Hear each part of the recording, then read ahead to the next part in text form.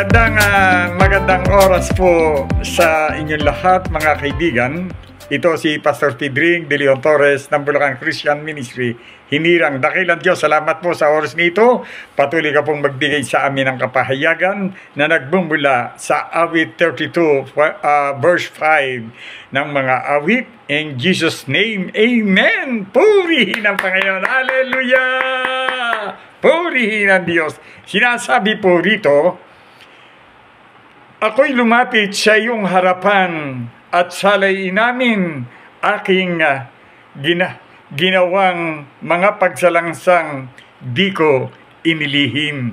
Sinabi po rito, ako'y lumalapit sa iyong harapan at salay namin ang aking ginawang mga pagsalangsang di ko inilihim. Yan ang nais ng Diyos na ang kasalanan, opo, ang aming kasalanan, pag-amin ng kasalanan sa harapan ng Diyos upang ikaw ay kanyang patawarin.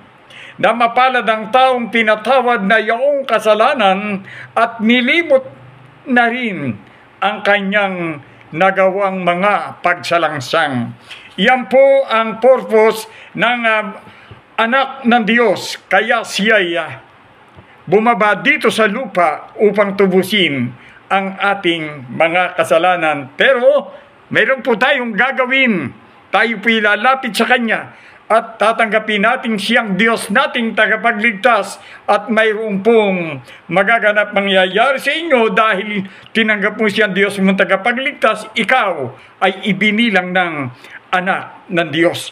Yan po ang mangyayari at magaganap sa iyo na ikaw ay inilipat na sa buhay na walang hanggan mula sa kamatayang walang hanggan. Yan po ang dapat nating alalahanin, ang pag-ibig ng Diyos sa sanlibutan. Ibinigay niya ang kanyang bugtong na anak upang ang sinumang sumampalataya sa kanya hindi mapahamak, kundi magkaroon ng buhay na walang hanggan. At si Jesus ang daan ng buhay at ang katotohanan, walang makakarating sa Ama, kundi sa pamamagitan ni Jesus.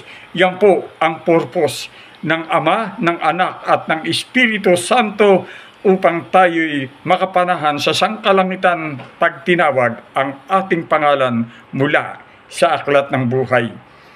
Tunay ang Diyos ang mapapurihan, maluwalhati at mapasalamatan sa ngalan ng Ama at ng Anak at ng Espiritu Santo. Amen, Amen, Amen. Lumakad kang kasama ang Diyos. God bless po sa inyo lahat.